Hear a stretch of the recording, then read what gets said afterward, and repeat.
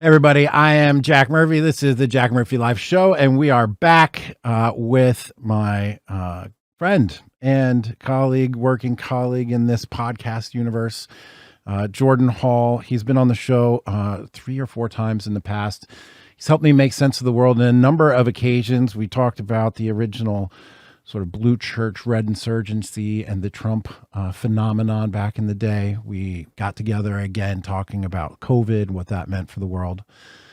And now we are here coming back together again as things have evolved globally with Russia, etc., that perhaps have put things into a new footing, new perspective, something worth talking about. I'm very excited to have Jordan come back. He's a technologist, futurist, a successful entrepreneur, father, an all-around great guy, philosopher. Jordan, great to have you back, sir. How you doing today? Good. I would, by the way, everything you said except for all-around great guy. I would not take ownership of that particular set of adjectives. Well, I think that's for us to decide, isn't it? Jordan is a great guy, very generous with his time and energy, and this is an important time to come together. I think, I have been putting a lot of time and energy into processing the Russia-Ukraine events, trying to digest them in a way that helps update my mental model of the world. But then I saw a question from a guy that I really like and respect, Luke Burgess. He wrote a book called Wanting, a study of Rene Girard's ideas around mimetic contagion. And he asked the question, he said, why have there been tens of thousands of podcast hours and ink and whatever spent on trying to understand something that's already happened? What is the point?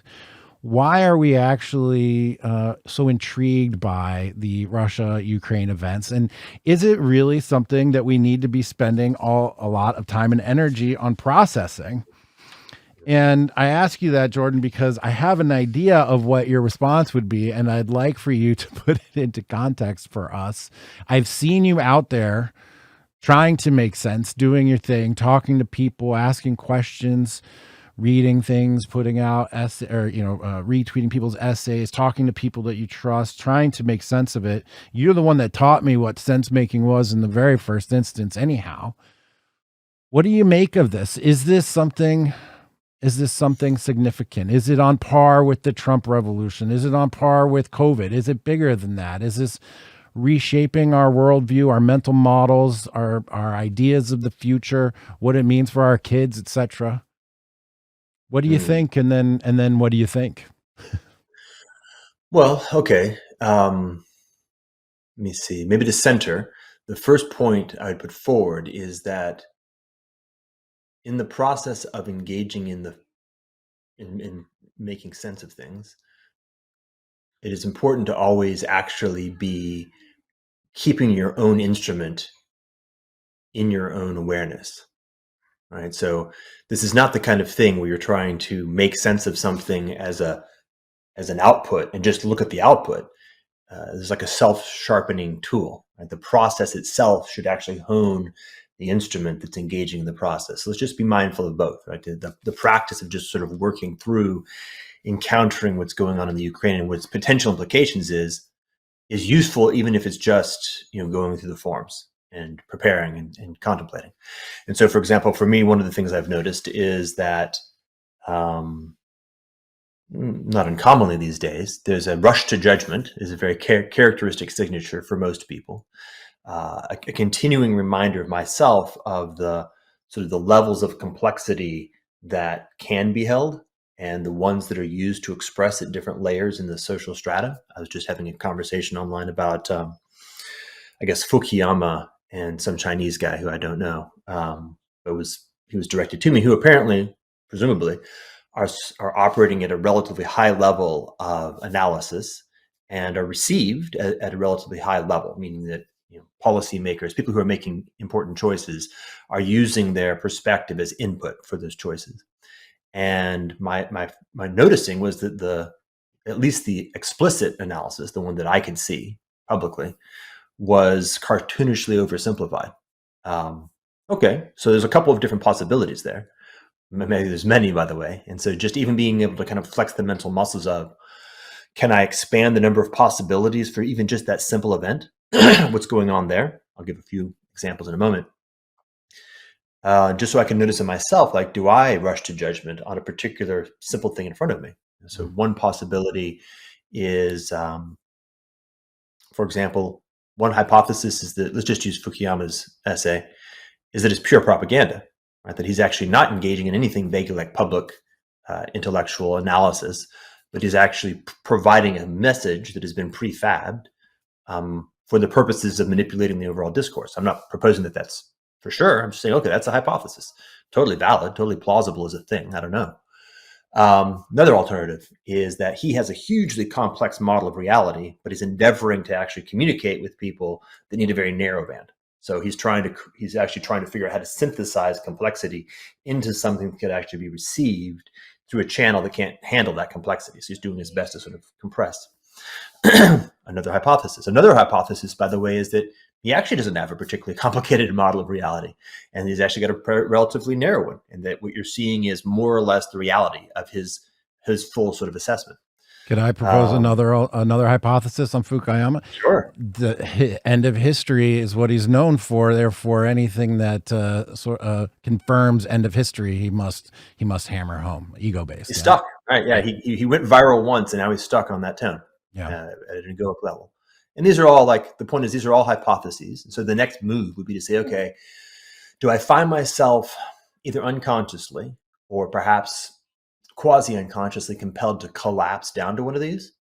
I'm just going to take one of them, make it an axiom, and start moving forward and making my model of reality constrained by that particular one? Or can I hold all of these hypotheses at a certain level of ambiguity, particularly in relationship to the fact that I know for sure I don't actually know what behind any of these.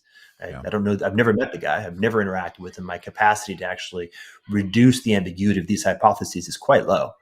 So can I move forward with that ambiguity, which of course means that my whole narrative gets bigger and bigger.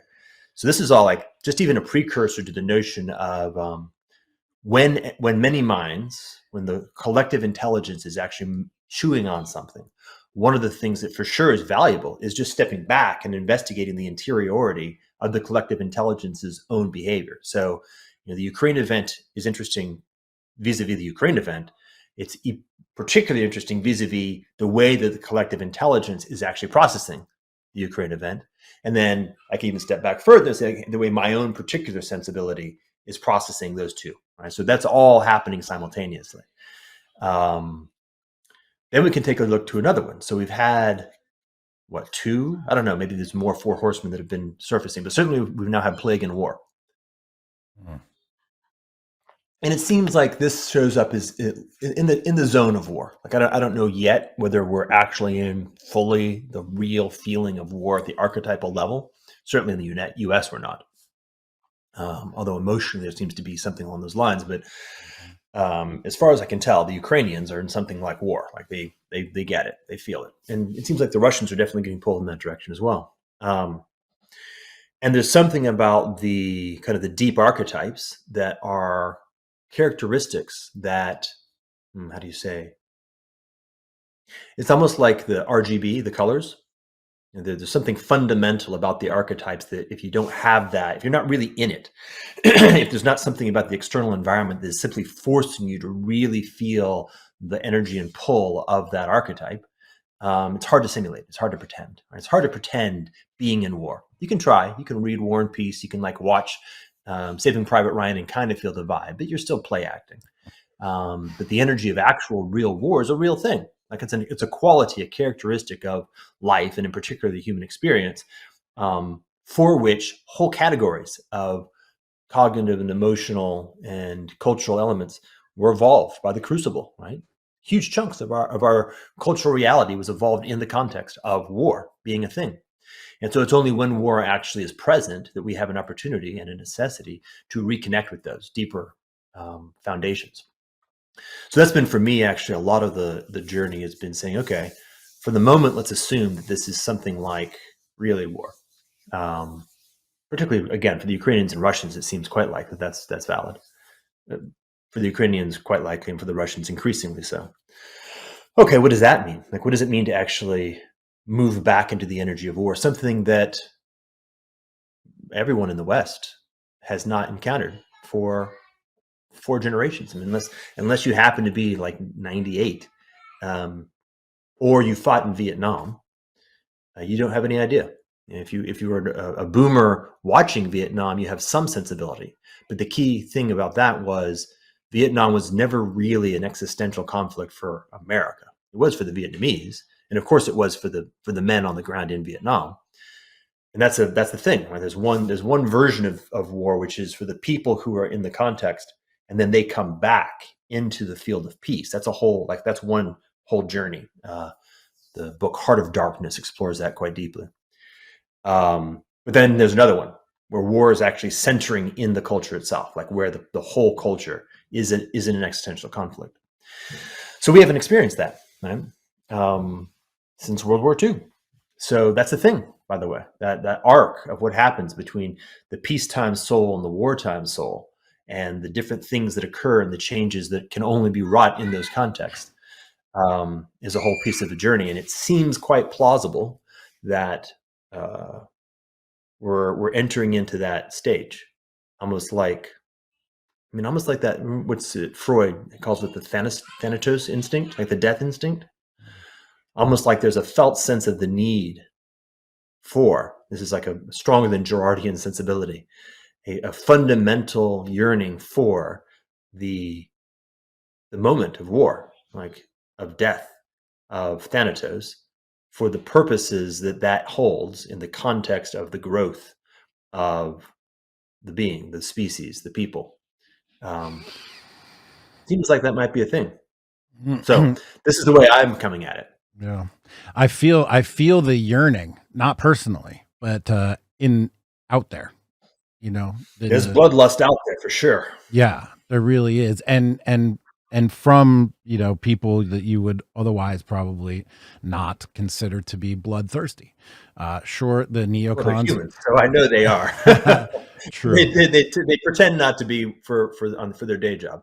Yeah. Well, the neocons, some of them having a resurgence. I think I just saw somebody published just yesterday, the day before, like neoconservatism, a justification or whatever, as if what's happened today really? just justifies the neoconservative position. But I want to dovetail this with the context of with John Robb's conversation and that we had about the open source swarm. And the open source swarm as an entity that exists outside of our direct control, that is a network phenomenon that has a number of contributors that innovate and are pushing for, they're engaged with an actual nation state with nuclear weapons. But this is an open source network swarm that's pushing for no-fly zones, probably will eventually call for regime change wholeheartedly within Russia, will push for denuclearization in Russia, for example, is potentially engaged in an escalatory conflict with a nation state, an open source network involved in a confrontation with a nation state. And in the swarm is where I sense the bloodlust, right? The energy, the yearning for war. I'm just going to lay out a few things and then just let you go for a sec. And then on top of that, I've seen you also mention the word egregore. And I did some research into that and learned up on that. And man, maybe you were drawing a direct parallel. I'm seeing some parallels. Is there a context in which all these things that we're talking about make sense, right? An open source network war that has no mortality, it has no sense of morality, it has no sense of proportionality. It is animated by a spirit of bloodlust, and it's engaged with somebody with nuclear weapons. And I'm observing this, and to me, this is one of the things that has gotten my attention. There's so many political, economic ideas we could talk about. The Saudis and Chinese just doing a deal to sell your, oil and yuan, etc. There's so many things like that. But this big one, have we ever seen anything like it? What is your sense? I've laid out the ground now. I'd love to hear you go.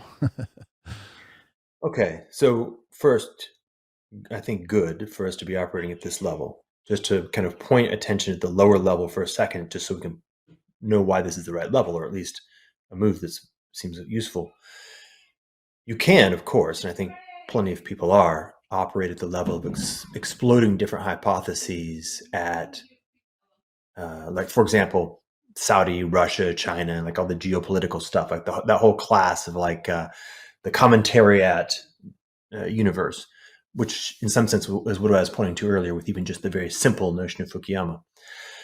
And what I would propose is something like, if you're honest, the reality is twofold. One, the number of hypotheses that would be necessary to actually map the possibility space of what could be happening is super large, like hundreds of thousands of hypotheses.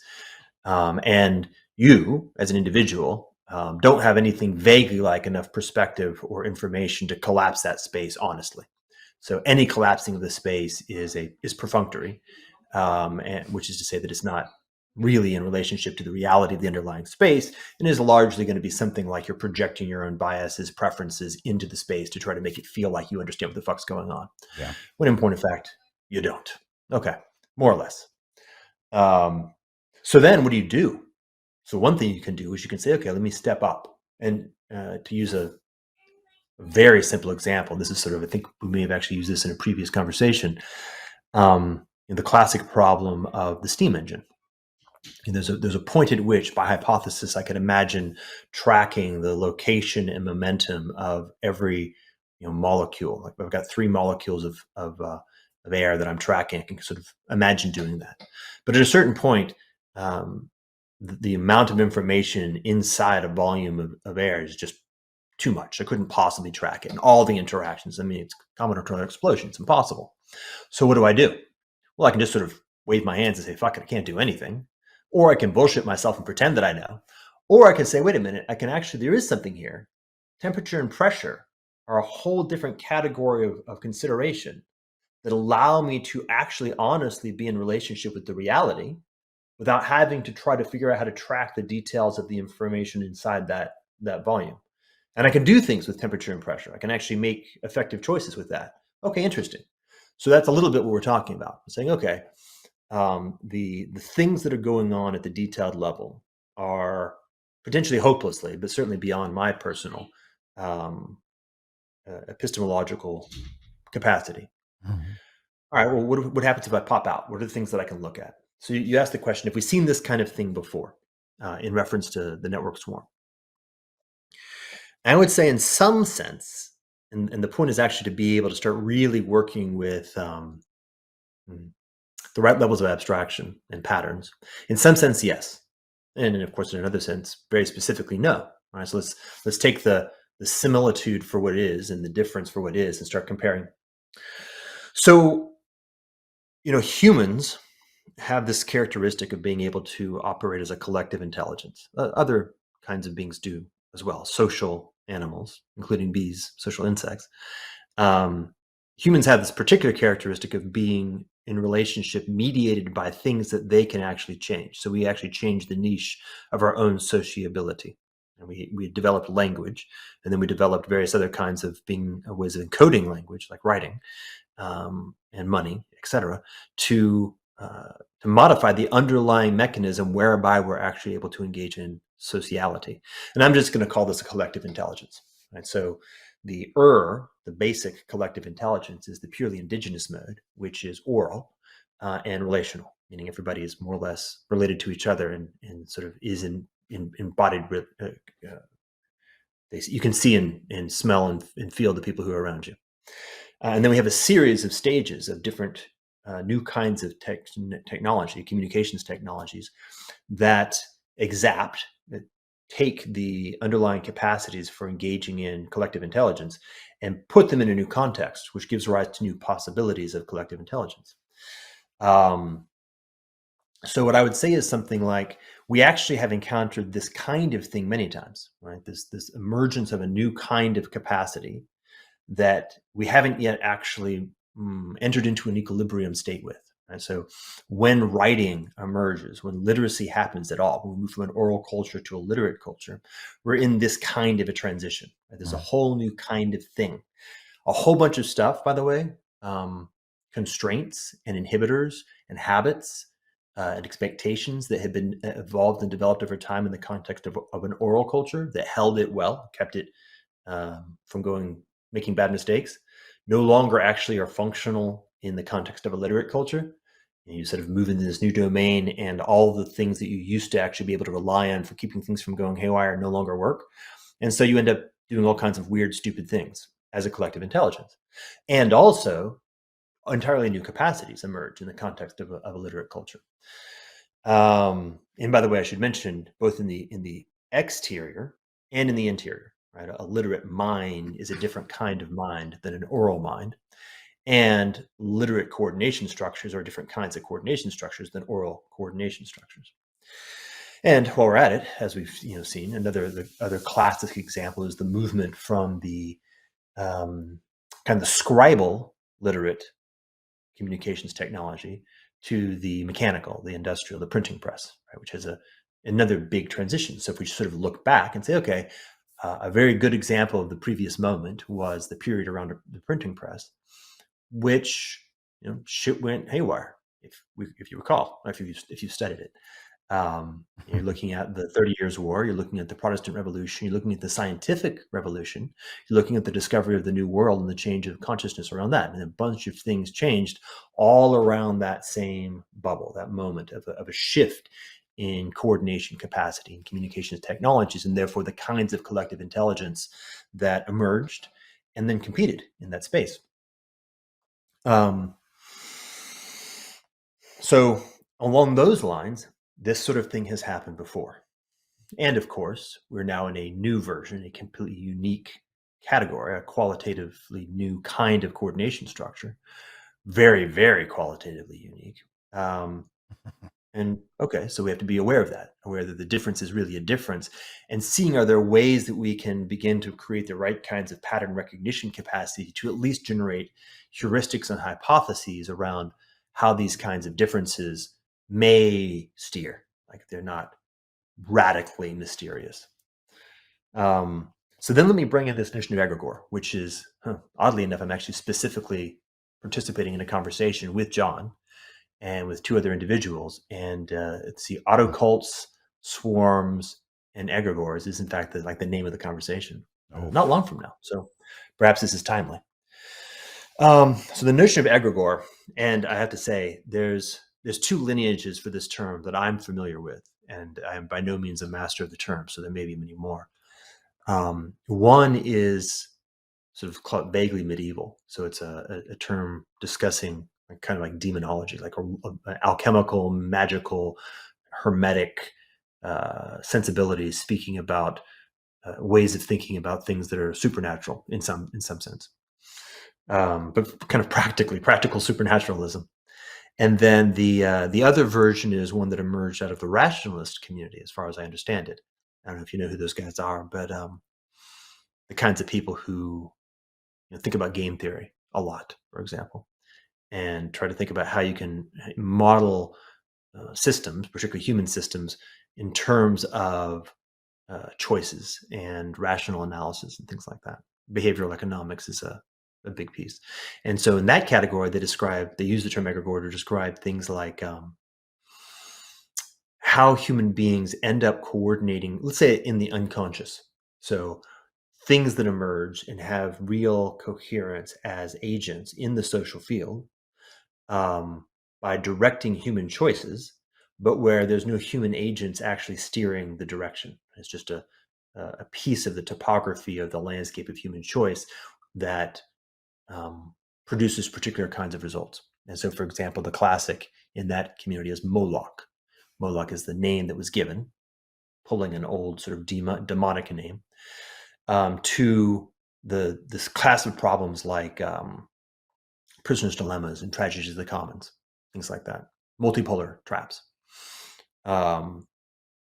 And there's actually, like in reality, we can identify very large numbers of examples where human choices, ordinary humans doing our best to make our best choices, find ourselves falling into these kinds of multipolar traps, leading to results that sort of objectively stepping out of it, we can all agree are ones we wouldn't like to be in, for example, nuclear war, and yet find ourselves nonetheless marching straight down as if we were intending to. And you can say, yeah, that's Moloch. right? In a way of naming it, to say, hey, there's something out there that it almost acts as if it is itself an agent in the field. Or you can think of it as you like, as a shape of the landscape. If you don't know that everybody's on a hill, you might be very confused as to why everybody's heading down. But if you're like, hey, actually, there's a fucking slope, right? It's actually pointing that way. And therefore, every time you walk, there's a sort of gravitational tendency for everybody to be going this direction. Then you know. So that's kind of that piece. So you've got two really interesting metaphors. One is kind of they're very connected. Technical, relating to the nature of the way that the technology, in particular media technology, but not exclusively, transportation technology is also a big piece of it as well, give rise to new capacities for human beings to communicate and coordinate, which changes the landscape of possibility and therefore shifts how we actually play in the space. And then the second is looking at it from the point of view of kind of like topologically, if I were to integrate all of the characteristics of a particular field and invariantly across particulars, what are things that seem to show up like all the time in many, many different kinds of contexts? Not all the time, but are kind of mechanism independent. Interesting. Those are what we might call topological attractors. So so those are like big concepts, and these big concepts are useful in circumstances where complexity is high, because you can say, okay, it's quite likely that they're going to be playing a role because they seem to be playing a role regardless of the particulars in the circumstances. So can we use them to begin making some predictions or prescriptions about what we might want to do in the current context? I can give you another one, by the way, that's not part of those two.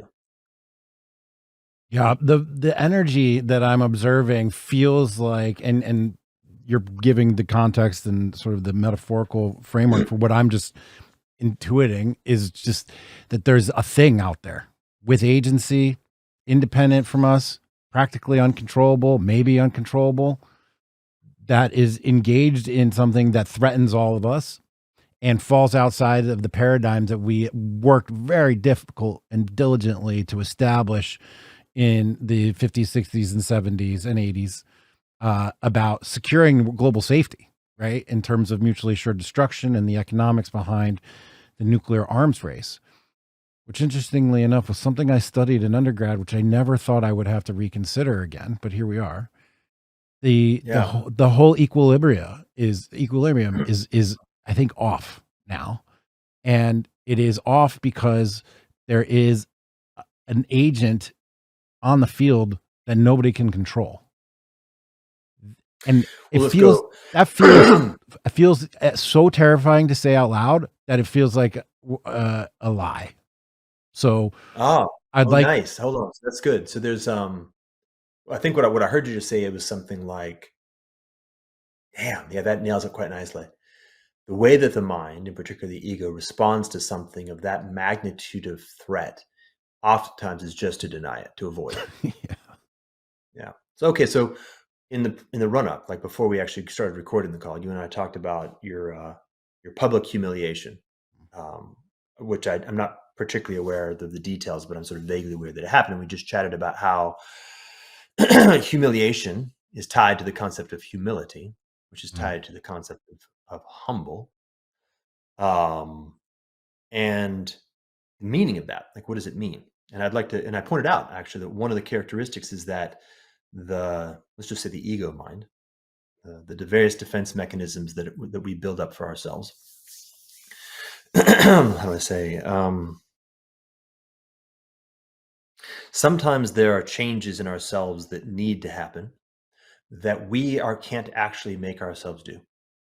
And it's not unless and until the world throws something at us that we would prefer not to have happened, of adequate magnitude, intensity, and usually we will perceive it as being rough, that fucking requires it, right? It is a humiliation. It takes us down to our knees. It tears away big chunks of our identity and our ego, and by the way, our relationships in our field, all the different things that we may want to believe are part of who we are, and burns them, and oftentimes defiles them or breaks them. It can be very, very rough. It's ugly. It's dark, right? And also may in fact be precisely what was needed. maybe the only possible thing that forces us to come face to face with actual reality. And that's the process of growth, which I refer to using Zach Stein's term as ensoulment. And war has a very similar characteristic. And what I would say is something like, yes, this agency is afoot. And it has been for quite some time. And we have been successfully not engaging with reality for quite some time, or at least successfully avoiding it in ourselves. And one way or another, we are going to be brought to our knees. One way or another, we are going to be undergoing the change necessary to actually simply be in relationship with actual reality. And war is one of the ways. It comes quite often in human history. And I'll just give you sort of very, very simple examples.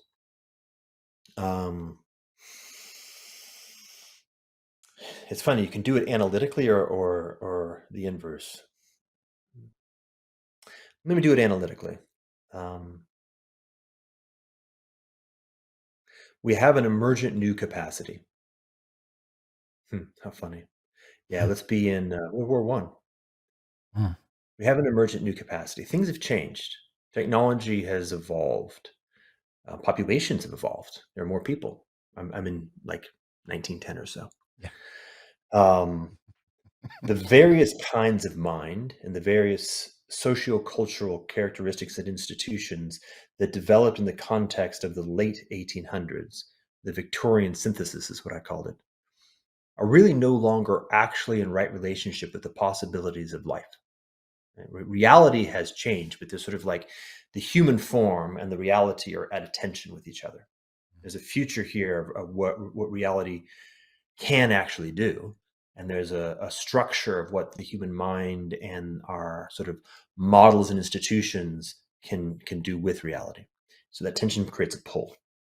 And I'll do this. There's many, many different ways to do this, but I'll just do it a very narrow path, which is that some people, in fact, people who find themselves not super happy with the state of affairs of the sort of sociocultural circumstances, notice, possibly unconsciously, this gap.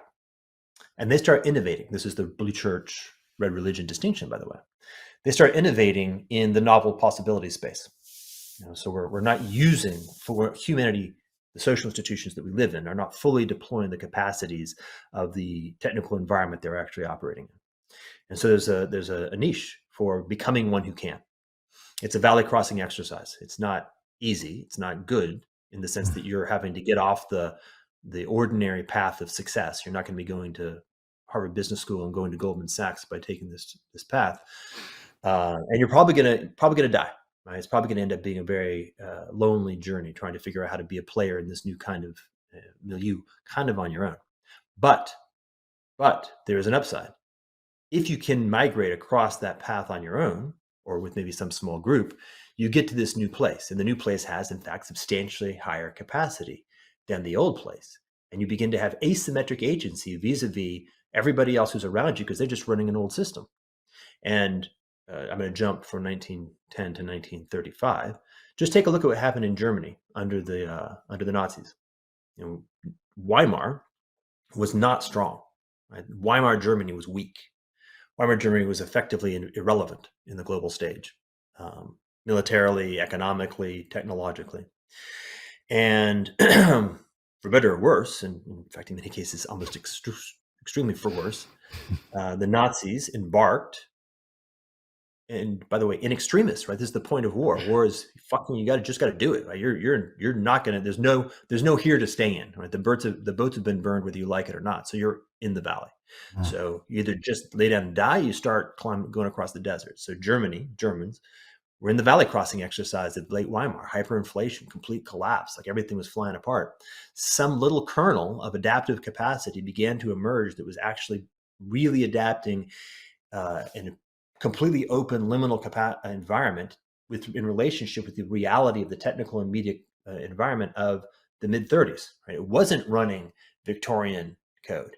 It was running something new. It was beginning to discover that new thing on its own basis, which is why things like radio and into television or filmic propaganda became something that was a tool that the Nazis used much better than anybody else. All the different techniques of industrial production, the ability to apply radio in the context of the war machine, like the ability to say, hey, fuck, we're actually in 1930. We're not in 1910. Let's deploy the totality of what's happening in 1930, evolve an entire system around that, and see what happens. And the result was it went from being almost irrelevant to exploding into the center of Europe and almost destroying the whole world. That's the gap, right? The gap between these 2 points. So that's one piece, right? One piece is analytically, some groups, particularly those groups that are under serious selection pressure, will find themselves just throwing away the safety of the old because it's no longer safe for them anyway, embarking in the evolutionary journey of becoming something that is responsive to what is in fact real. And if they find their way to the location on the other side of that, they're the only ones in the world who are actually fully operating in relationship with the capacity of now. And so that's one thread. And by the way, I suspect that's kind of something that we'll be seeing in a big way. Like the war is afoot and the evolutionary arms race is happening. And so just keep your eyes open. You'll be seeing more and more, I think, of how would you say, like boldness? No, boldness maybe something almost like reckless. Yeah, reckless is a good term. It'll feel rather reckless. And it is, as you say, nukes are on the other side of this and all kinds of other bad things. But just maybe to do a vertical deep dive before I pop back up. And yes, by the way, the pressure of the network is a big piece of this, but it's quite plausible right now that Russia is fucked. And in fact, I would say that it's quite plausible that Russia is dead, like DOA. It already died. The question is what comes next, like what evolves in that context.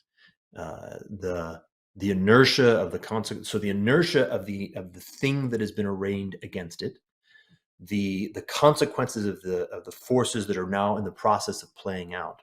And frankly, just the status of where Russia was, like the sort of corruption and decadence of it as an entity, mean that there's no chance it has of surviving what's happening. And so therefore, much like Weimar Germany before it, and much like, by the way, Stalinist Russia during Operation Barbarossa, there's an evolutionary pressure, right? Adapt or die. And they may just die, which has a whole consequence, right? A giant vacuum of chaos in the middle of Asia is one trajectory of the future. Another trajectory is something like what happened in Weimar Germany. I don't necessarily mean, by the way, in terms of pure content, like the likelihood that Russians become Nazis is zero. They're going to become something, what they become. But the evolutionary trajectory of moving through the valley crossing and actually becoming the first collective intelligence fundamentally built around the capacities of 2022, a massive increase in agentic capacity, if that can be found. Right? So that's as an example of a kind of trajectory that I'm keeping my eye on is shit. If we've just pushed an entire nation across a threshold where they can no longer actually just be in a certain sort of comfortable status, if we have humiliated Russia, and they are now inevitably going on this journey, the valley crossing exercise, we don't know what's going to be on the other side of that, but the implications are profound on either side. Either is they die, and whatever emerges in that vacuum is one whole story, or they adapt, and whatever emerges on the other side of that is a whole other story. So that's the thing, and that's the thing we need to be thinking about as well. All right, so let me jump back up. So we've got this thing. We've got this new capacity, this 20th century digital thing that has been happening. It has been unfolding in the social field now for decades and fucking shit up all over the place. And now we're seeing it show up here. And it's evolving on its own. Like as you say, that even if no particular agent begins the process of exploring it, there's just an evolutionary pressure that's happening broadly. Like it's just a thing. It's emerging. And just like in the past, we have not yet built effective capacities, habits, institutions, behaviors, understandings, doctrine to properly govern this kind of thing. So we are operating willy-nilly. We are operating in the unconscious. I don't think that's even common knowledge that it's there. Like this notion of the swarm for me is obvious, but I think it's relatively novel. Like, really interesting. Is that a way of seeing what's happening in the field, or is it just sort of stochastic? Like, who cares if McDonald's virtue signals that they're cutting off Rush? That's not really thing. Like, who cares? It's not a function in the field. Like, let's continue to work about mid-century, international relation style thinking.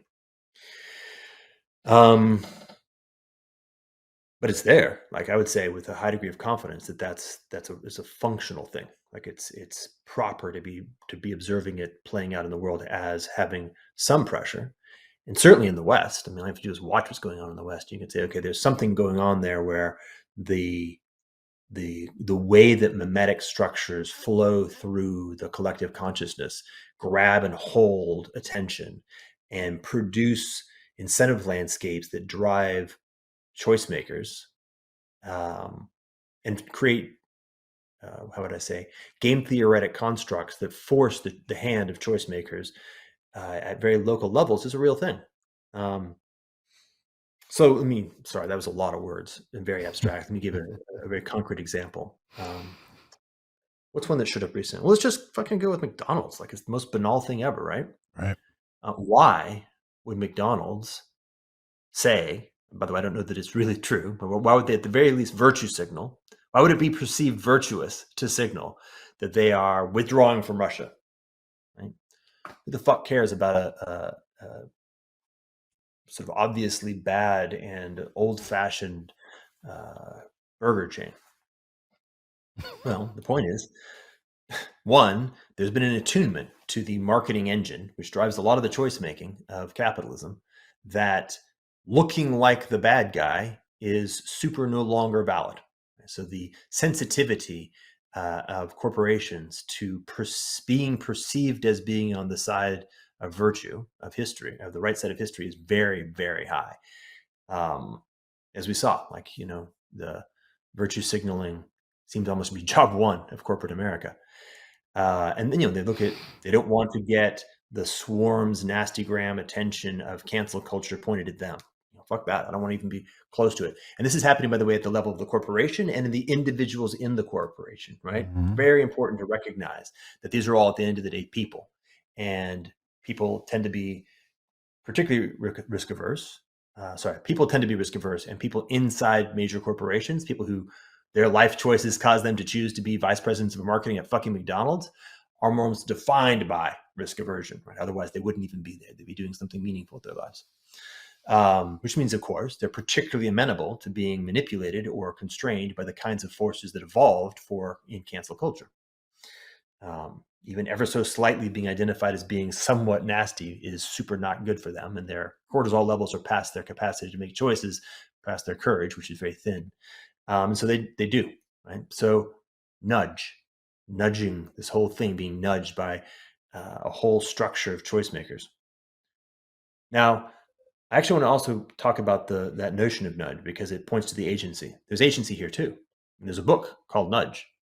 And Cass Sunstein et al., and there are many others, have been consciously endeavoring to figure out how to actually take advantage of the novel capacities of digital to create a new form of control structure that is able to respond to the changes of technology. So we're in fact not alone in this conversation.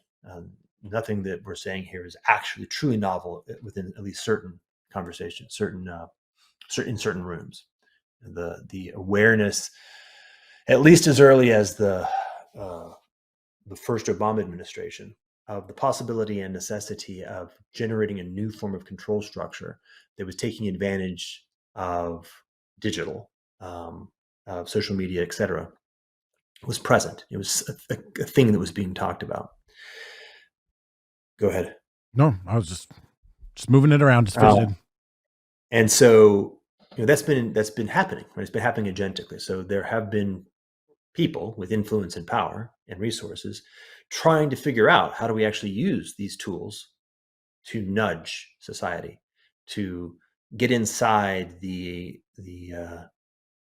cognitive awareness, the OODA loop of individuals, and provide choice landscapes, where they don't notice that they're being constrained or moved.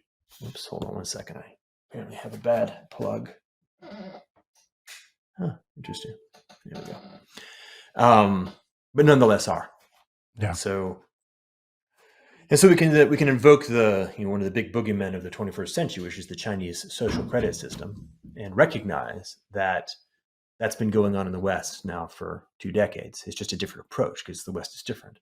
But the basic idea is say, hey, we can make small shifts in the choice landscape. We can do things like cause gas prices to be higher, and we can notice, we can watch.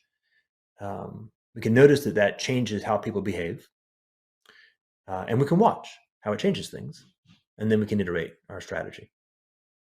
We can project out different kinds of images that people can use as their identities in social media, and we can notice, does this go viral? Does it happen quickly? And what implications does that have for the way that conversations are flowing across networks? We can change the algorithm in social media, let's say Twitter, to shift the ratios for particular nodes in terms of how they get attention. And we can watch and see how that actually changes the overall flow of conversation and the topology of the network. We can, of course, prune particular nodes, just pop them out and then watch, right?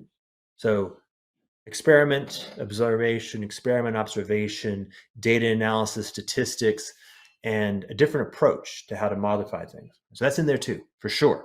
The Chinese are doing it, the Russians are doing it, the Israelis are doing it, the Americans are doing it, the Germans are doing it. And it's anybody who has any responsibility for trying to govern large populations has been paying attention to and playing in this space for quite some time. So let's be mindful of that too. Right? So we have both the the evolutionary bottoms-up discovery of the underlying capacities and possibilities and constraints and lines of flight in these new kinds of coordination tools.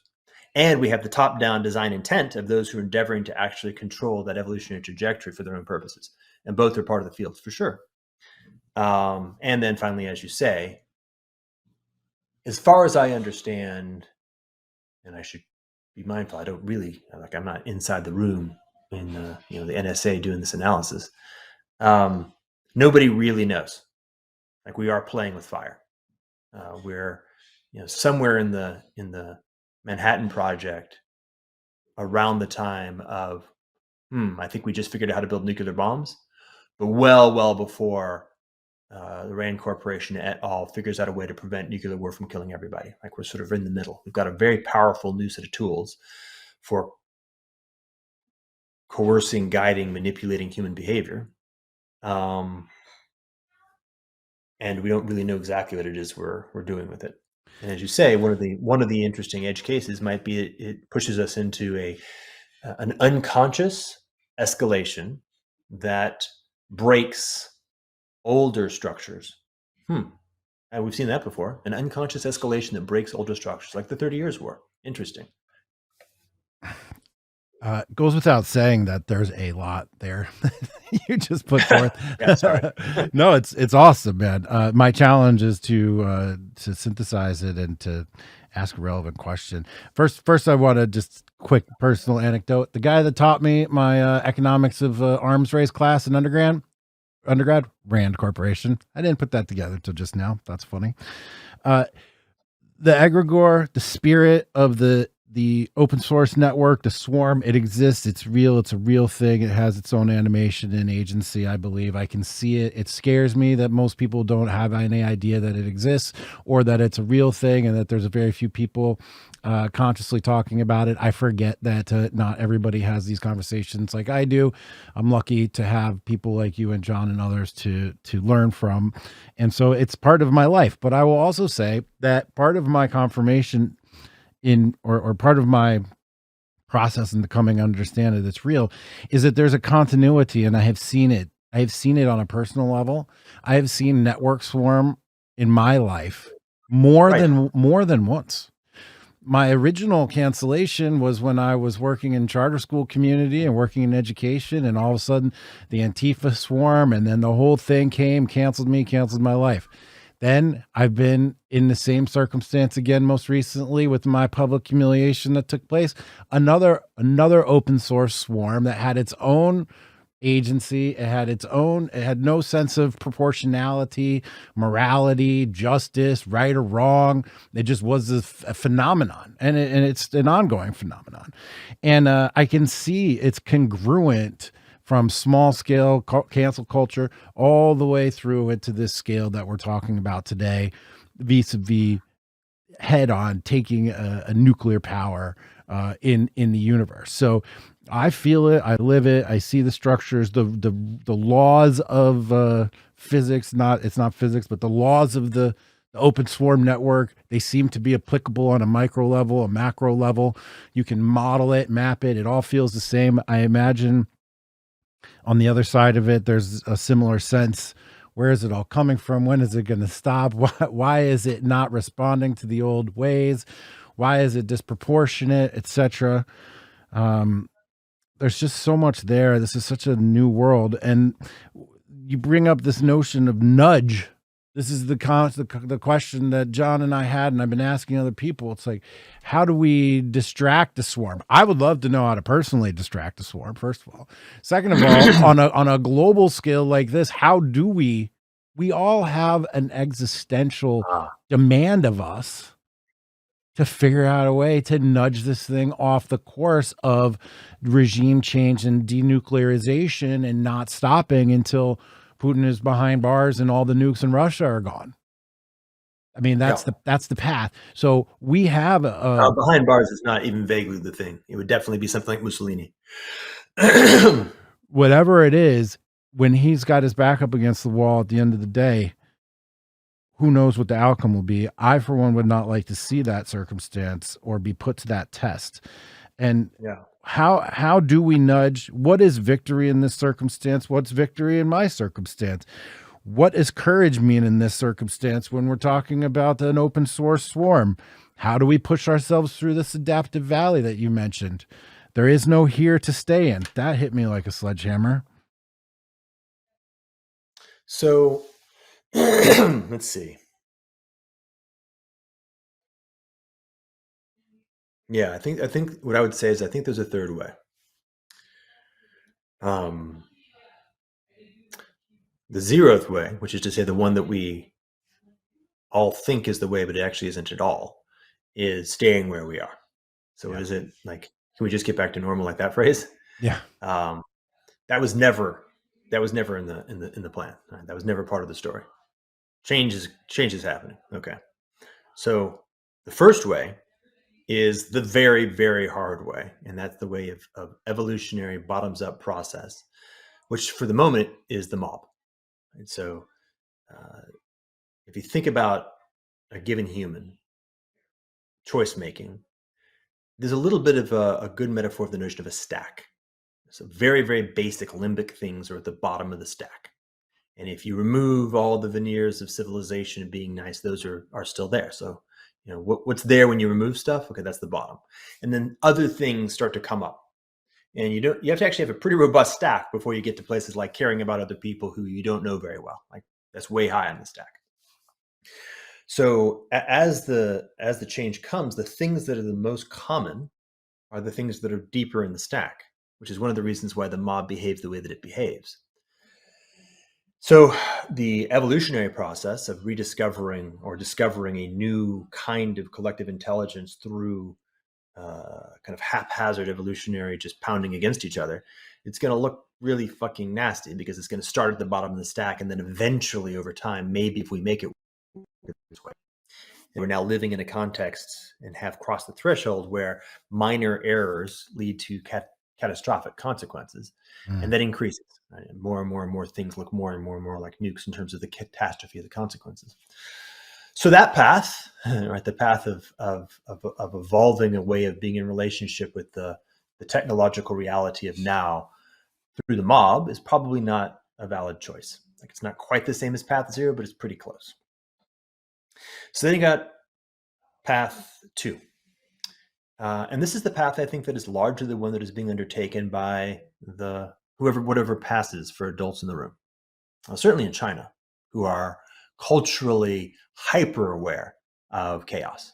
And Russia, by the way, like the Russian and the Chinese consciousness around the concern, the relationship between order and chaos, and the preference for order vis-a-vis chaos is very different than the Western version. And so the Chinese have already made their move. Right? They're like, hey, we're going to be doing a top-down social credit system, and this is how it fucking looks. Right? We're building our own firewall. We're controlling the entire digital environment. We are practicing nudging all the way down to a fine-grained level, and we've implemented it comprehensively. That's it. Done. Right? And so they are the example number one of what that looks like. The Russians seem like they're probably going to go in that direction. Why wouldn't they? It makes sense that they would, to the degree to which they can. Disconnection from the entire Western internet gives them a pool that they're going to have to design, and they're almost certainly going to be designing it in a Russian way, being Russians. And the Russian way looks, in this case, reasonably similar to the Chinese approach. And they'll probably be copying a lot of that tech anyway. And then, of course, you got our Western friends who cannot help but also head in that same basic direction, because there's not a whole lot of other options out there. Like, there's going to need to be a top-down control structure from their point of view. And so copying the Chinese model, right? So that's path two. Path two is, hey, shit, you're right. There is a out of control new kind of swarm structure. Can we make it not out of control? And can we actually build a new kind of coherent governance structure that allows us to manage and take responsibility? Let's just put it in the best light possible. Manage to take responsibility for these giant populations in this new digital environment. Path two. Then there's path three. Path three would be something like,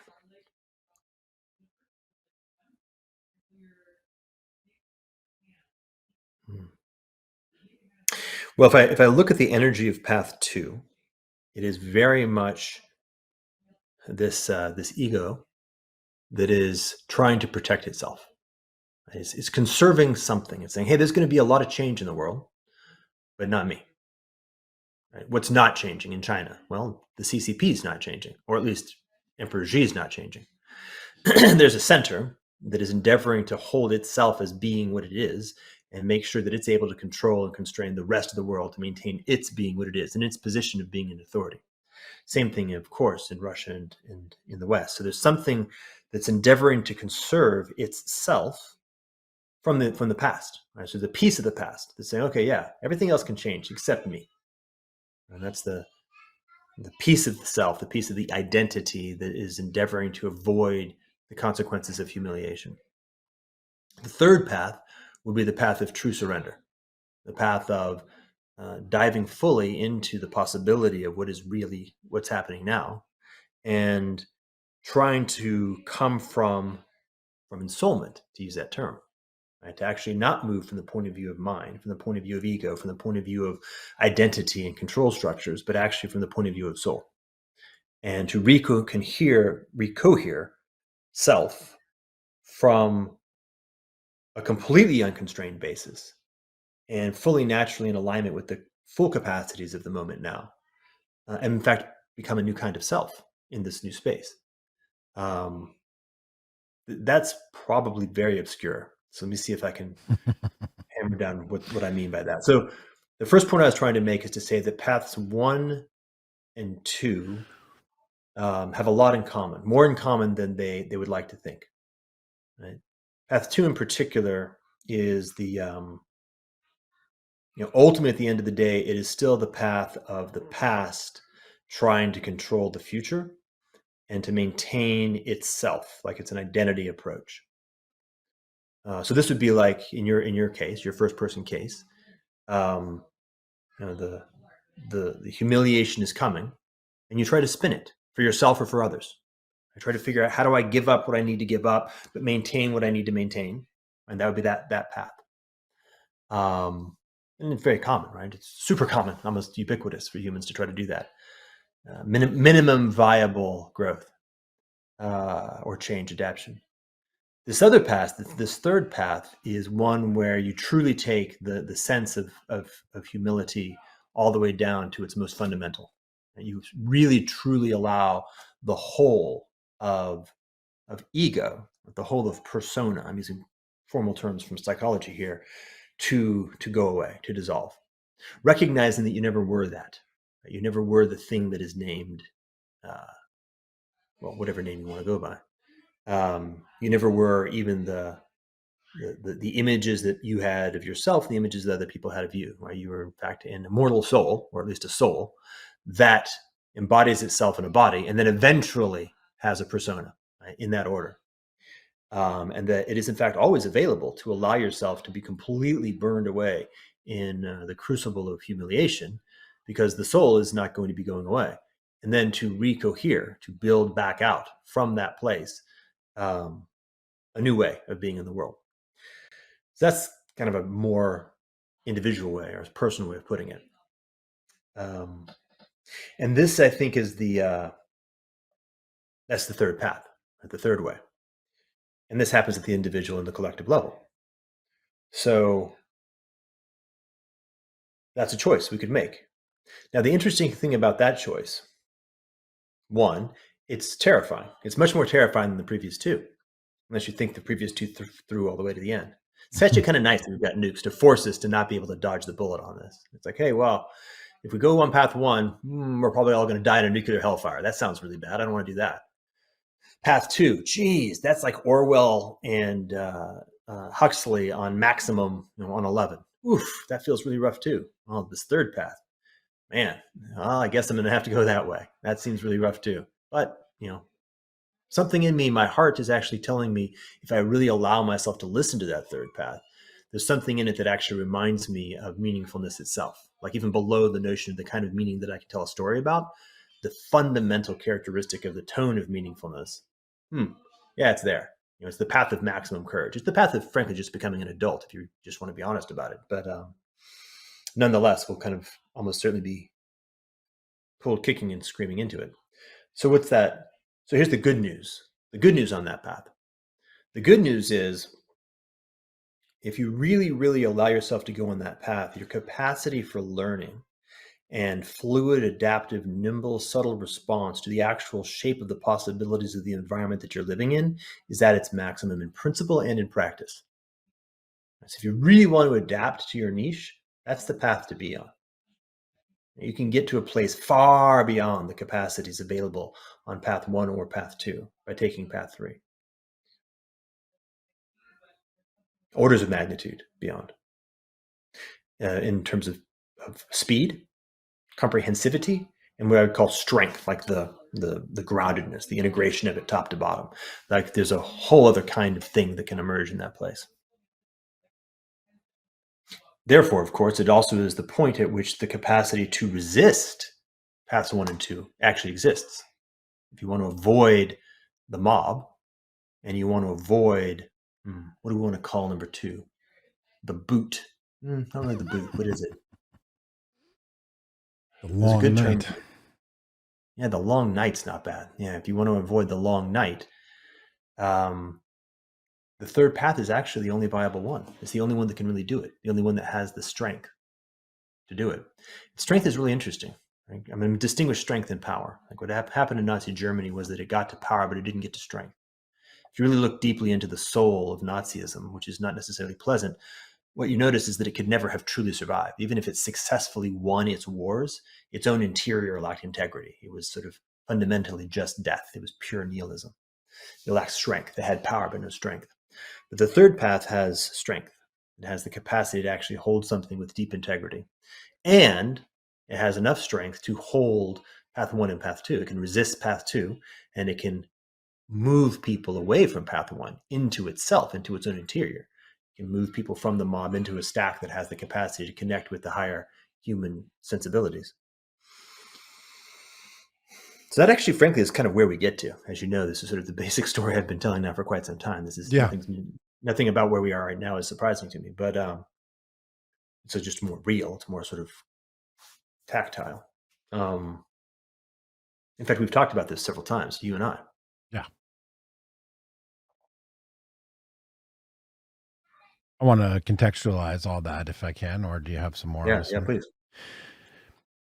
You're absolutely right. We talked about this a number of times, and it reminds me of what you've said earlier about the answer is becoming the most finely tuned version of yourself possible. And that's not the answer to the problem that was presented, but an answer to the meta problem that is presented. And I've tried to synthesize that into real world stuff for guys. and for myself. And, you laid out, for me a few years ago, personal sovereignty, what that means, the ability to make choices, intentional understanding, etc. It starts with integrity, personal, spiritual, emotional, physical integrity, not like doing the right thing, but being integrated into yourself as a whole. Choice and choice making, which is really commitment, perception, discernment, sense making, and then embodiment. And we've been teaching this in the LO. Like we've been teaching this in the liminal order. We have monthly sessions around personal sovereignty. We go through each one of these things, talk about what it means for ourselves and each other, how to make more of it. We added a seventh one onto there, which was manifestation after embodiment. Like how do we then also create more of it in the world? And that's really the mission of what we've been doing. And of course, I've been working on this myself. I've been on my own emotional and spiritual journeys, physical, of course, all these things, developing sense making. We developed a sense making class out of the liminal order because it was so important.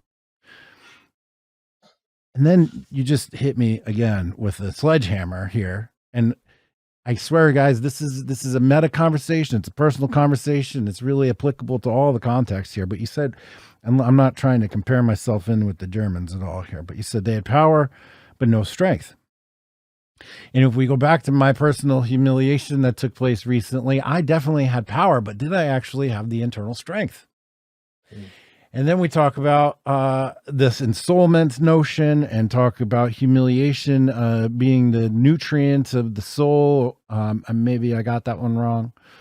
But I had other people reach out to me at the time everything was going on, let it burn, great washing, things like this. I had the same sense that perhaps this was a necessary path for me to go down so that I could sort of restart, come back with strength and not just power. That's backward rationalization, given that new phrase you just gave me. But I see that contextually and metaphorically, archetypically, even in the universe. Interesting to think that that's what we need on a collective intelligence basis, on a societal level. We need to go through the fire. The Russians are talking about bringing fire to the West because we deserve it. Do we really want to go through the fire? I worry about what that looks like on the meta level, but like, do we really even have any choice? There's no here in which to stay. It's really heavy, man. And I want to drill down even deeper and ask you on a personal level. Have you had, and this was one of my big bubbles in my notes. Have you had any updates to your notion on personal sovereignty? How do you feel personally about your own personal sovereignty? Have these ideas evolved at all for you? I'm getting the gist that they're relatively similar. Not that change is necessary or anything, but where are you on your understanding of personal sovereignty, and help me maybe synthesize and translate that out into the universe? Well, a few things come up. One is, so how's the right way of putting this? Just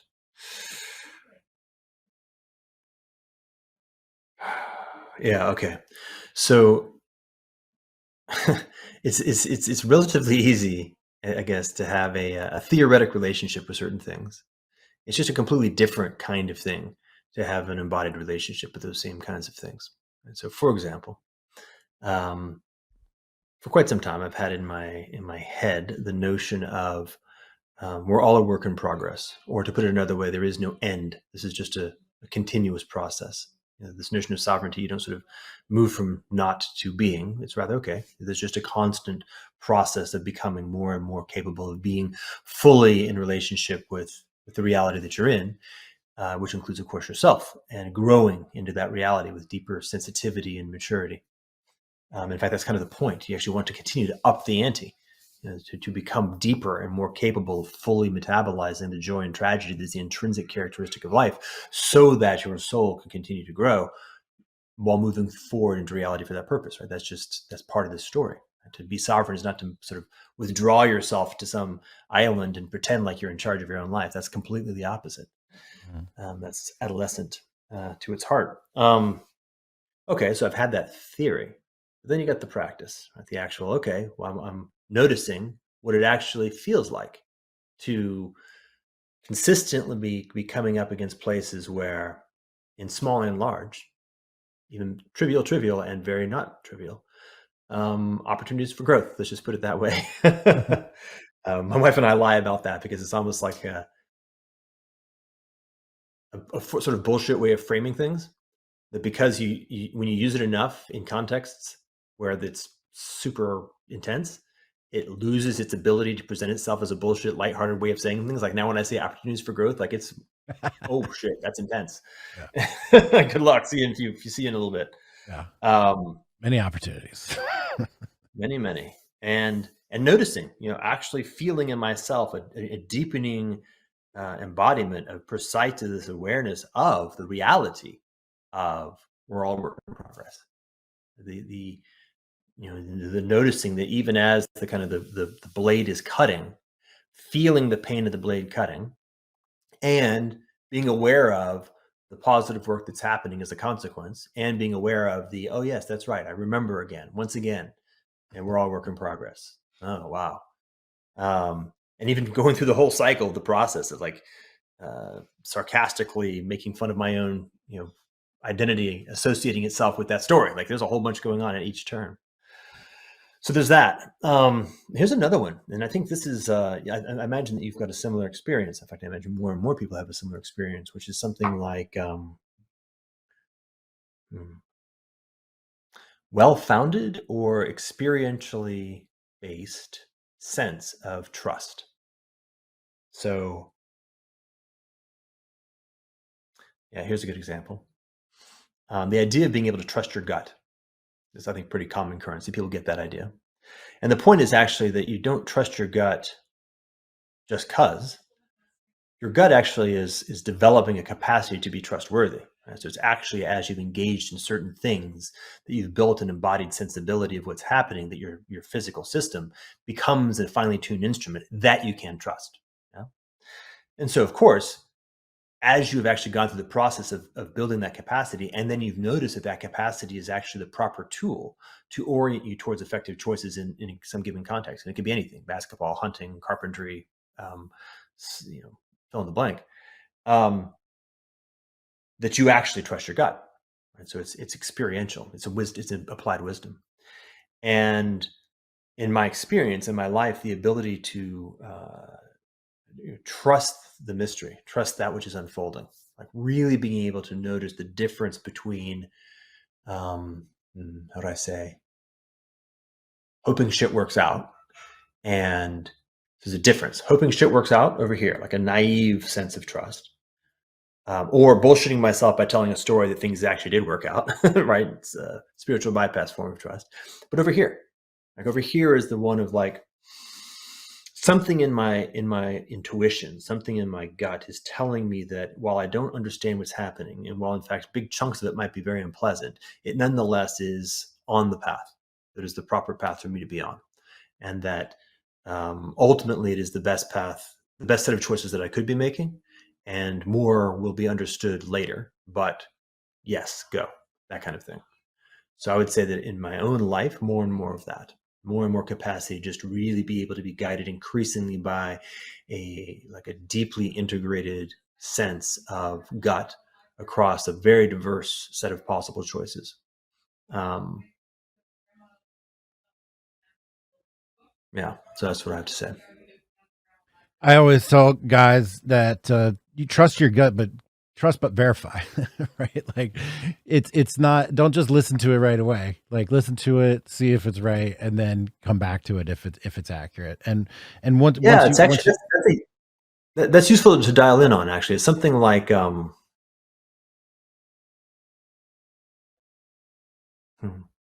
what's the right metaphor? There's so many different metaphors.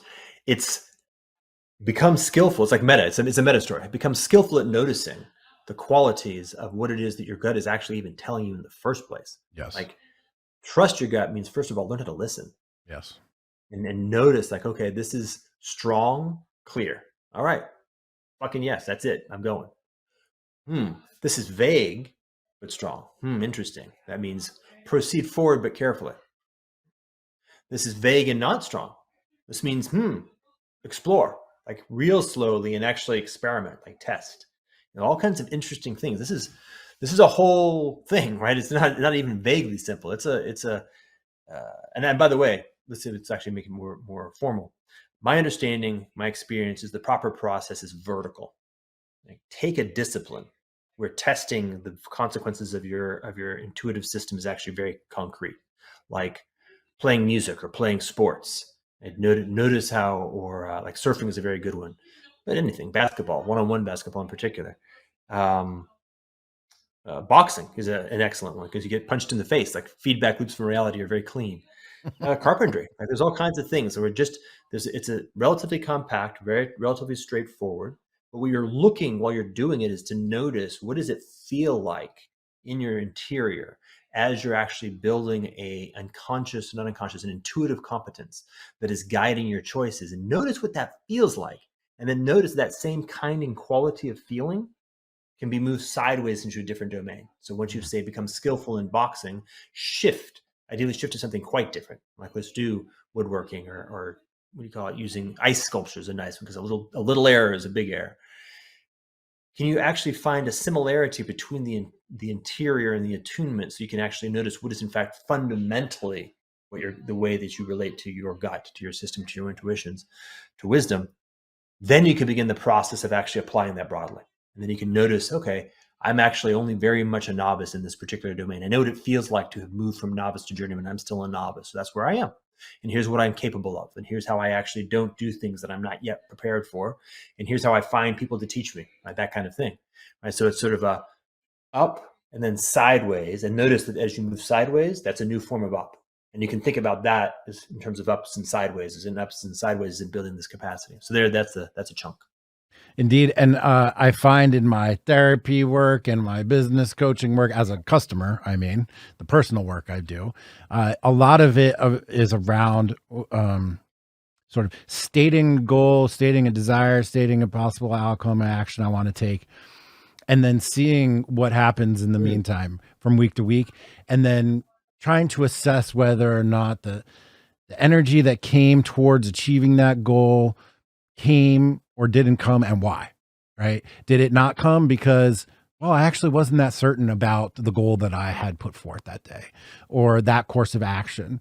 Or, is it that I just got distracted, or I was lazy, or I'm undisciplined? I don't think that those are really it. But yet there's a psychology in there that, we can go really deep into this, your attachment psychology, all kinds of reasons that will tell you not to trust your gut, right? Right. Yeah, that will prevent you from understanding your capacity in this domain, which, as you say, is applicable across all other domains, because it's a process of learning, understanding, and just being and doing in relationship to your work.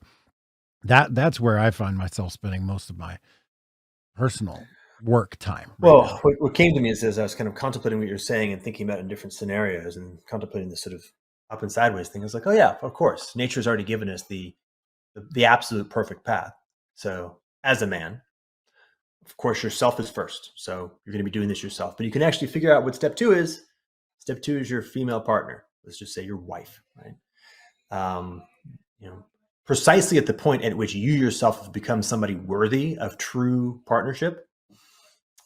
And partnership here is like sparring partner, like somebody who's going to really, really be challenging and testing you in ways that you couldn't possibly do with yourself. Like your ultimate wife is that kind of a character, right? She should be simultaneously so fucking alluring that you're willing and able to undergo just to be in that relationship, and so fucking challenging that it really pushes the shit out of you so that you can grow collectively. Right? That's the whole point.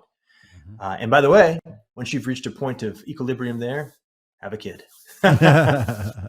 Now you've actually given rise to a being that is genetically the hybrid of the two of you, and is perfectly designed by evolution to push the both of you to your utmost limits. So it's a beautiful dance.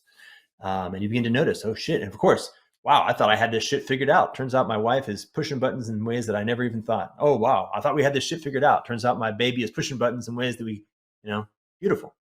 My guess is, by the way, I'm just beginning to enter into this phase, another family, but fully committed in the same way that I'm committed to my wife and my child, which is weird, right? In a current environment, that notion feels bizarre. Think about that. In our current world, like in our society, the notion of having a relationship with another family that is equal in commitment to the relationship you would have with your child, your partner, or yourself seems bizarre, weird, absurd. And of course, it is the fundamental basis of all human existence. Right. It's the most natural thing in the world. Community. Okay, well, that tells us a lot. That even just by itself tells us what the path looks like. And I'm sure beyond comprehension that even when I have my, let's say my shit together vis-a-vis myself, my wife, and my daughter, as soon as we move into this next higher tone, all kinds of stuff's going to pop out. Awesome. Right? That's a really great example of this, up and sideways transition, where you can continue to metabolize more and more responsibility in the context of an expanding sphere of sovereignty. I mean, I think what you're describing is community, right? Yes. Yeah. Community, as I've said many times, is scientifically proven to make you happier, healthier, and wealthier. I mean, I say it like that because I've said it. So I've said it so many times, but it's true. And you come into a higher vibration and better things happen. Again, one of the fundamental notions of what we're doing in the liminal order is to bring people into congruence or coherence, right, on these values, expand that within their family, and then do it within a community sense. And again, this notion of continuity, if everybody did this and the thing went all the way up the chain into the networks and the nation states and the global marketplace, well, then we'd really have something, wouldn't we? Interesting. Yes. So to the point, I am formally proposing, and have long been formally proposing, that the war machine, the only war machine that can successfully navigate the war that we are in, is in fact community. Maximally wholesome. It may seem a little bit weird to say that. Nonetheless, if you like, I can we've done this many times, I can sort of lay out the analytics of why that would be the case. But nonetheless, I'm simply proposing that properly integrated community, right, and for real, like with that same level of commitment and sovereign. So to say sovereign community, and I don't mean an isolated group of crazy homesteaders who have guns and illusions that they're sovereign, but I mean really sovereign in the sense that we've just been describing. And of course, by definition, this involves a continuous process of expanding the integration of that all the way until it actually holds the whole world. And so it is, in fact, a global community. But now I can say those words in a way that actually has meaningfulness across it. And it's not the bullshit version of it that we've been sort of Kool-Aided into for the past 50 years or so. Let me just nudge you. This I realize time is a real thing and energy is a real thing here. So let me just nudge you. I had on here DAOs and lorecraft as another DAOs and lorecraft wow. as another subject. So I see a fusion here.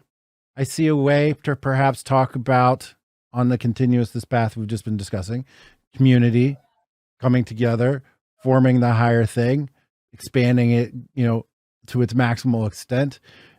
What is the role of the DAO in that, if there is one, about lorecraft, about managing your mythology? Is there a way to unify and synthesize all these things into one last segment here? Before I feel bad about taking up too much of your time. This is a interesting subject area, and I know you've been exploring it quite a bit lately.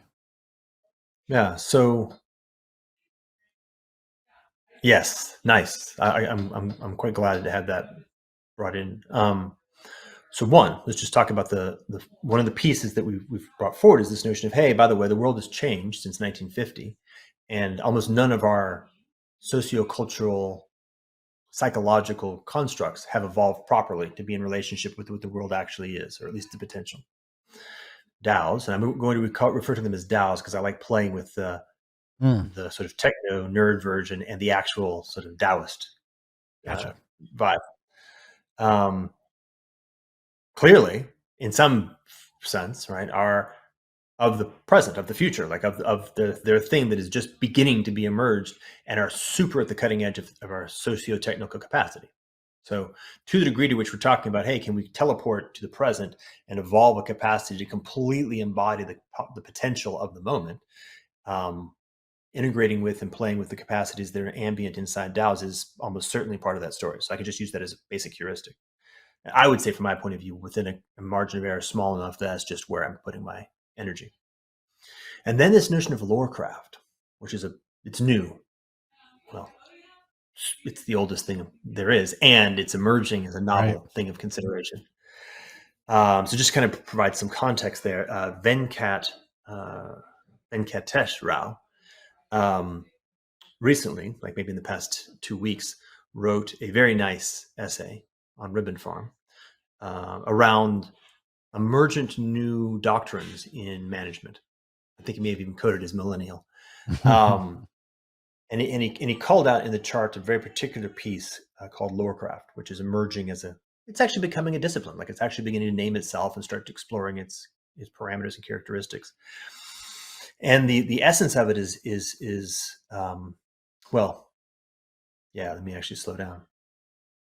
The most important essence of it is a way of being in relationship with an emergence that is neither strictly evolutionary, bottoms up, nor top down design. And it's precisely neither of those. It's a third way. It is the essence of the third way. It's a form of stewardship. It's a form of cultivation. Right? It's literally co-creating with the mystery. And so lorecraft is a listening. You cannot define or design or let's distinguish it from marketing. In the context of marketing, I can just make up a brand. I can just design a logo. I can design colors. I can tell a story. I can create taglines. I can spend a lot of money. I can force some people to believe that I'm vaguely like what I'm presenting myself to be. Lorecraft, not at all possible, because it's emerging in the interior of an actually lived group of people who are working with each other for real, right? So if you're trying to bullshit your lorecraft, one, you're bullshitting the people that you're literally working with, and two, they know you're bullshitting them because they're living it. So you can't do that. It has to actually be emergent. It has to actually be a real thing that's really happening. But it involves a conscious orientation towards that discernment, right? Using discernment to pull up the pieces of that which is emergent that are more fundamental, more vital, in some sense more real, and using consciousness to support the growth of something. It's like, gardening. It's something that's naturally happening. You're giving it a context that allows the pieces of it that are more fulsome and more wholesome to become stronger and more present in the center. And very much like you are relating to it. You're listening to what's happening. You're trying to guide it from its own interiority, imposing nothing from your received exterior and only from a place of care. So this is very related to that story of ego, death, and ensoulment. Very similar. What does that third path look and feel like? Lorecraft is a very nice practice of that in an arbitrarily large number of sometimes very ordinary contexts. Okay, so this emergent craft, this emergent capacity, this new way of stewarding and steering groups from an interior, and what mythos really is, as opposed to ideology, right? This inversion. I do this a lot in my conversations, like the recovery of myth in distinction from, let's say, narrative or ideology, right? It's an inversion. It's a different kind of thing. Very similar to, say, like faith. All kinds of words and terms have been turned upside down in our world. And this is sort of a return of things to their proper orientation, to their right orientation, and then living it more fully. Okay, so that's really neat. It's actually quite neat that this notion of lorecraft is practically being used in the context of DAOs. Like, as this new technology is emerging into the field, and as lots of people are beginning to say, okay, how do you use this thing? And basically mostly using evolutionary process, trial and error. Did it work or didn't it work? And therefore lots of death and lots of things failing and lots of stupid ideas. Discovering through practice what actually works. There's also a meta level. Okay, we actually have other disciplines and other backgrounds and other places that are allowing us to have a meta awareness of what is working. Can we begin to build this new capacity, meta design or transcendent design, is what Forrest calls it, that allows us to really hone and jump past a lot of the nonsense of the evolutionary process, but nonetheless be fundamentally operating in a mode of allowing something to emerge intrinsically on its own. That's very much at the center of what we're talking about. So this third path is essentially just that, right? Becoming increasingly skillful of this particular kind of practice, lorecraft in the broader category, which I'll just call transcendent design, in relationship to the actual possibilities of the reality that we're in. So listening to what this new reality is, and then ultimately grounded in something that is has continuity. Wholesomeness is a very nice term, right? Wholeness. I think I may have mentioned in one of our last call, because I was there, the meaning of aloha. And it's kind of a beautiful way of sort of finishing, is that indigenousness, right? The indigenous folks are, this was none of what I'm saying here was different to them. We're just doing this now on a completely different technical substrate. Aloha does not mean hello. I mean, not really. And it also doesn't mean, I don't know, like Hawaiian shirt and ukulele that your grandfather brought back from a vacation, right? Aloha is one of the most sacred possible articulations, right? It means to come from wholeness. This is like sovereignty, to be sovereign, to come from wholeness in relationship with the whole.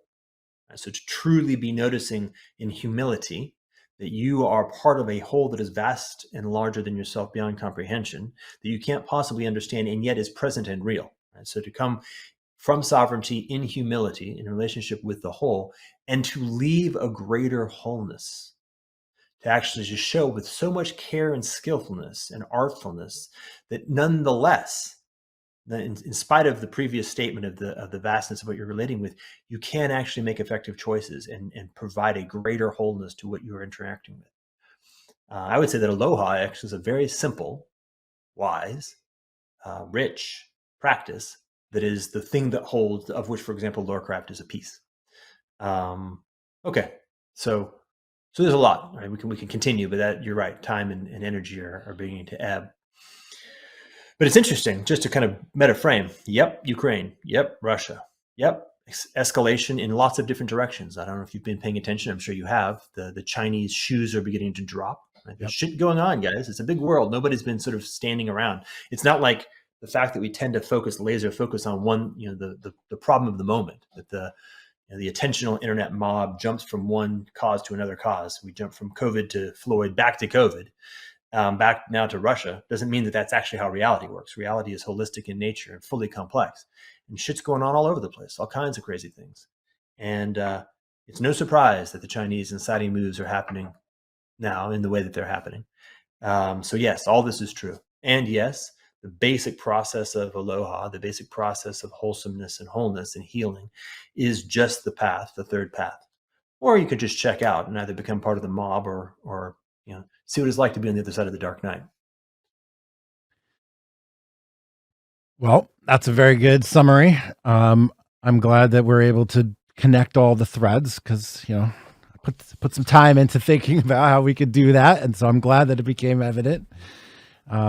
It's always a pleasure to talk to you, Jordan. You challenge me, you inform me, you inspire me. I know that many of the listeners, we've done almost 100 podcasts, I think, now. And I'll tell you, the ones that people talk about most consistently are the ones I've done with you and John Robb. And, we've come together now in multiple times during multiple events, of world-changing events and perspective changing. But then again, some of the perspectives haven't changed at all, because they're universal and timeless, and they're like of the essence. So it's great to tap into them as well. I really appreciate your time and energy, and thank you very much. I think it's a great place to stop.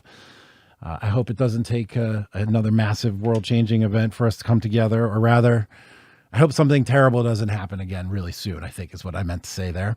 And in the meantime, I will continue to track your work very closely. And I really suggest everybody out there, if you can, follow him on Twitter, put his name into YouTube. He's done a number of other talks with other people as well. Check it out, Jordan Hall. And what's that? Can I just, by the way, just a piece there, because I don't know that I've ever said this. My intent is actually very much not that. So it might be proper and appropriate for somebody to follow me on Twitter. If it doesn't make sense to you, just stop following me on Twitter. I have no interest nor any intent to have an audience. I'm endeavoring to communicate with those for whom I am supposed to be communicating as effectively and clearly as possible in the moments and times where that's right. And for the most part, that's not many people. It just is the nature of the beast. So it's one of those. Like if it vibes with you, sweet, let's play. If it doesn't vibe with you, go somewhere else. It's no problem. It's probably exactly right. I'd like to echo that sentiment as well. If it doesn't vibe, no problem there at all. Jordan, thank you very much, sir. Thank you, everybody, for listening. Please share this to people who you think will be interested and inspired. And until then, we will see you next time.